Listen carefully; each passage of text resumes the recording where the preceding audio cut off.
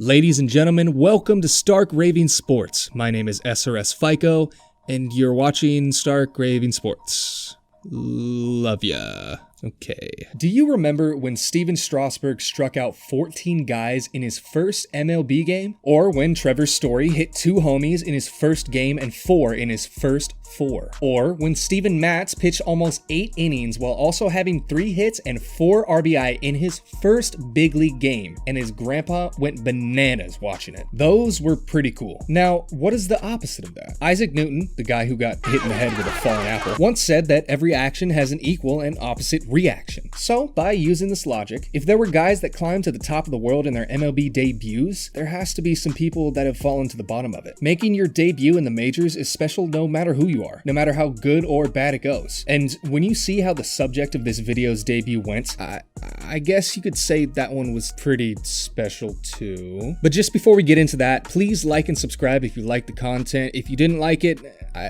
sorry. Anyways, let's talk about the man, myth, and legend himself. On April 14th, 2002.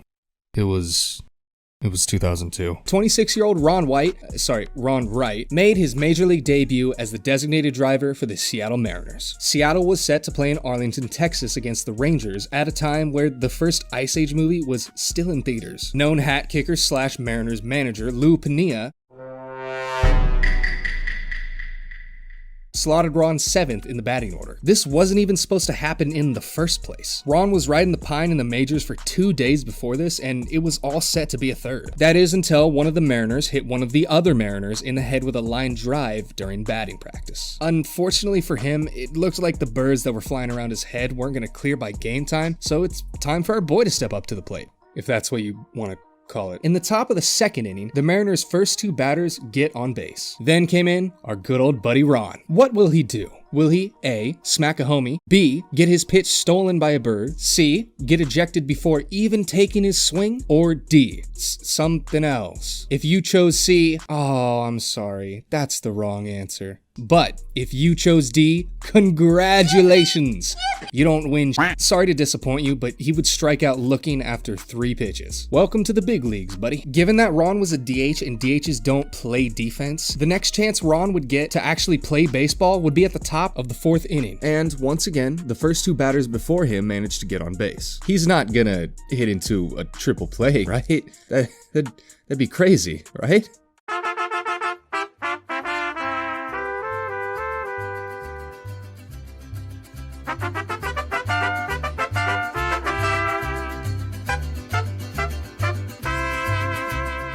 Oh my god, he did. Alright, let's regroup real quick. Ron, by this point, in his 4th inning of his MLB career, has had 2 at-bats to his name. He's also made 4 outs in those 2 at-bats. That's just, you really hate to see it. At least he got Chris Berman excited. And no one to hold him, no one to fold him. Rogers tags him out.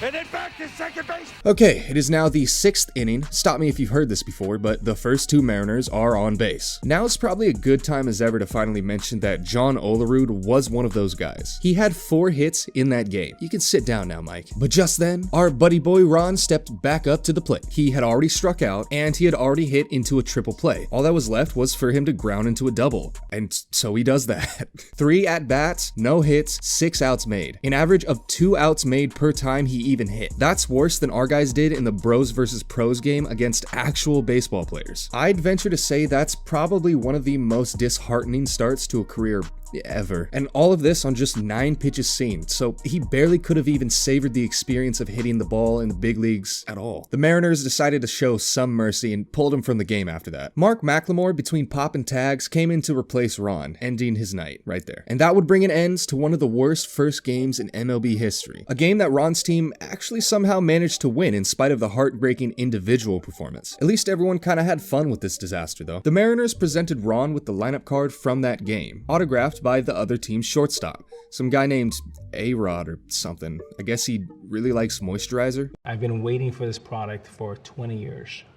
It beats makeup. Well, I hope Ron came to the ballpark the next day ready to redeem himself and put that game in his past, ready to put it all behind him and move forward in his major league career. But unfortunately, that would be his last game he would ever play in the bigs. He almost went into play that day, but the manager literally said, "I'm afraid you'd hit into a triple play." I mean, at least they both laughed at it, to be fair. Just one day after that little exchange, Ron was sent back to the minors and never came back. An injury the next year led to Ron's retirement from playing baseball forever. So if you go on Baseball Reference, you'll see numbers like a 0 career batting average and negative 100 OPS plus. On their own, those are pretty funny. 100 is always a league average OPS plus. Ron's is negative 100. And you know what? He has a great sense of humor about it and looks back on it fondly. Ron has made a bunch of statements over the years talking positively about the whole thing. Quotes include, "If I got into one game, I might as well do something memorable. The dream was just being there. I'm grateful for the time I had up there and to get into that game." And finally, no regrets whatsoever. After his extensive baseball career, Ron went back to school and became a pharmacist. He's married with a family now and seems like a happy guy all around. He's even given private lessons and became a coach within college baseball. If players need a guy who can mentor them on how to learn from making an average of 2 outs per plate appearance in your career and having a third of your at-bats be triple plays, he's your guy. A common theme on this channel is that baseball is really hard. World-class athletes will often look dumber than Preston Garvey when you're heading back to Sanctuary and he keeps getting stuck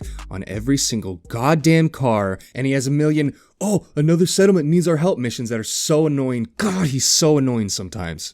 Sorry, what was I saying? Oh yeah, playing the sport. Ron, thankfully, seems to recognize this. The guy who managed to play one of the worst first games in MLB history, that was also his only game he would ever play, didn't let it define him. He moved on, he went back to school and went into a career that might be a little more his speed. He made the best of it, and now all there really is to do is smile and laugh thinking about it. There's a lesson in there I think we can all take away. If you have something incredibly embarrassing happen or you have a really bad day, you shouldn't let it define you. We all make mistakes, and sometimes you need to realize that and start selling drugs.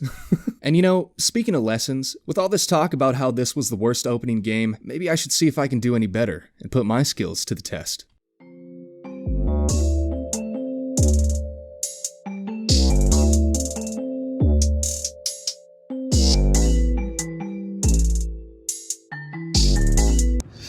Damn it.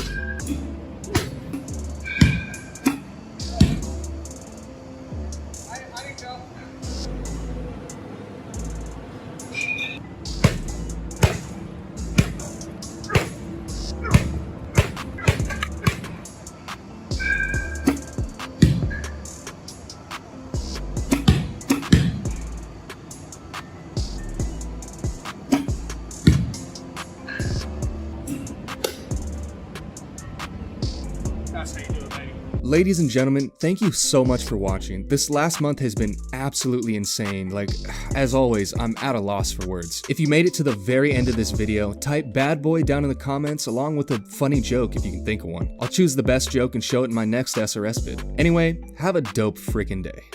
Peace.